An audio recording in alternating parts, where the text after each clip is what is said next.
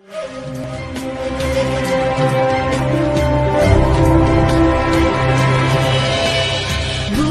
mata, rasakanlah kehangatan senyuman, cinta dan persahabatan. Mari bergenggam tangan, beragam budaya begitu mengagumkan keelokan alamnya.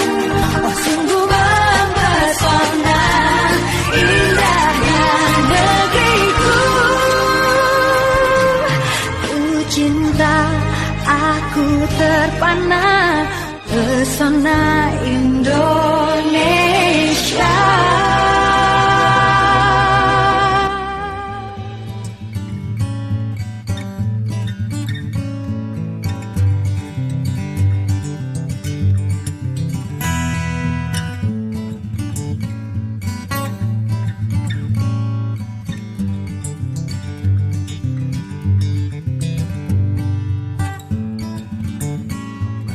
Assalamualaikum warahmatullahi wabarakatuh. Perkenalkan, nama saya Peptin Putra Andreas dengan NPM 202102063, kelas B jurusan Hukum Tata Negara semester 1 dengan dosen pengampu Bapak Muhammad Irfan SHI MSY. Di sini saya akan memberikan kesimpulan mengenai 1. Tayamum, 2. Puasa, 3. Zakat. Baiklah, terlebih dahulu saya akan memberikan kesimpulan mengenai tayamum. Menurut pengertian syarah, tayamum adalah menyengaja atau menggunakan tanah untuk menyapu dua tangan wajah dengan niat agar dapat mengerjakan sholat dan sepertinya. Syarat-syarat dari tayamum yaitu sudah masuk sholat, sudah diusahakan mencari air tetapi tidak dapat, sedangkan waktu sholat sudah masuk, dengan tanah yang suci dan berdebu, atau yang terakhir menghilangkan najis. Adapun rukun-rukun tayamum ialah niat, mengusapkan wajah dengan tanah debu, mengusap kedua tangan sampai siku dengan tanah debu, dan menertibkan rukun-rukun tersebut.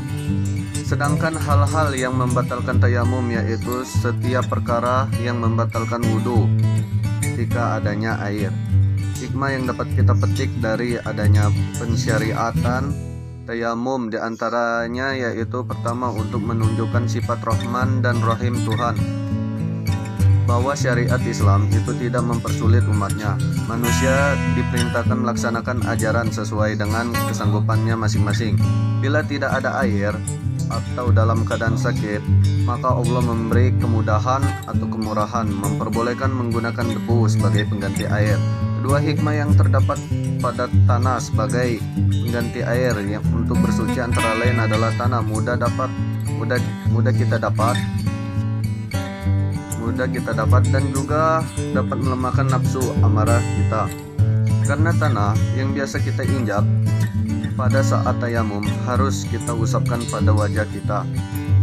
Ini berarti menuntut keikhlasan dan kesabaran kita. Ketiga, menyadarkan agar kita itu sadar bahwa asal muasal kita diciptakan dari tanah. Ini berarti menurut manusia agar bersifat merendah diri dan tidak berlaku sombong. Yang kedua, yaitu kesimpulan mengenai puasa. Puasa adalah salah satu rukun Islam, maka dari itu wajiblah bagi kita untuk melaksanakan puasa dengan ikhlas, tanpa paksaan dan tanpa mengharapkan imbalan dari orang lain. Jika berpuasa dengan niat agar mendapat imbalan atau pujian dari orang lain, maka puasa itu akan sia-sia. Maksud sia-sia di sini adalah puasa tersebut hanya mendapatkan lapar dan haus, tidak mendapatkan pahala dari Allah Subhanahu wa taala. Sebagaimana firman-Nya Allah Subhanahu wa taala yang artinya, wahai orang-orang yang beriman, diwajibkan atas kamu berpuasa sebagaimana diwajibkan atas orang-orang sebelum kamu bertakwa. Berpuasalah sebagai dengan ketentuan yang telah dibuat Allah Subhanahu wa taala. Allah telah memberikan kita banyak kemudahan, keringanan untuk mengerjakan ibadah puasa ini.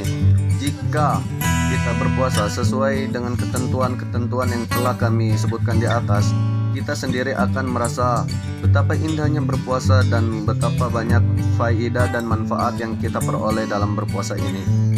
Yang terakhir yaitu mengenai zakat. Zakat adalah salah satu rukun Islam.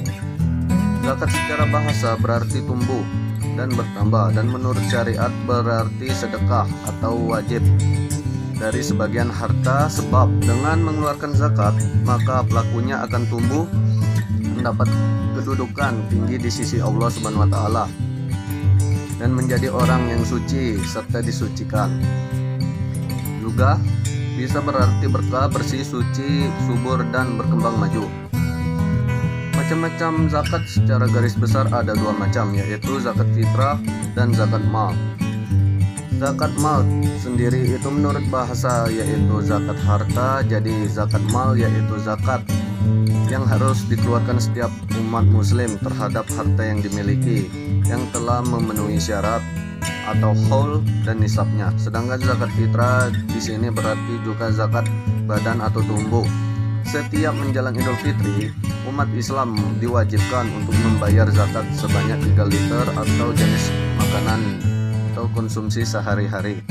Harta-harta yang wajib dizakati diantara lainnya emas, perak, hasil tambang dan tanaman zahiliyah, penemuan benda-benda terpendam atau rikas, barang-barang dagang, makanan pokok, buah-buahan, binatang ternak, perusahaan dan penghasilan. Sedangkan para mustahik zakat yaitu fuqarah, masakin, alim, mu'alaf, rikob, rimin, sabilillah dan ibn stabil. Humus itu dibahas secara khusus oleh mazhab Imamiyah. Humus adalah membayar 1/5 dari harta benda yang tersisa selama 1 tahun dan juga harta-harta penemuan yang lainnya. Harta-harta yang dikumpulkan tersebut menjadi hak seluruh umat Islam untuk kemaslahatan hidup mereka dan imam yang ada pada masa itu. Berarti sekarang menjadi milik Imam Mahdi AFS. Zakat artinya pembersihan dari pembersihan atau pertumbuhan tumbuh sebagai harta yang wajib diberikan kepada orang-orang tertentu dengan syarat-syarat yang tertentu pula.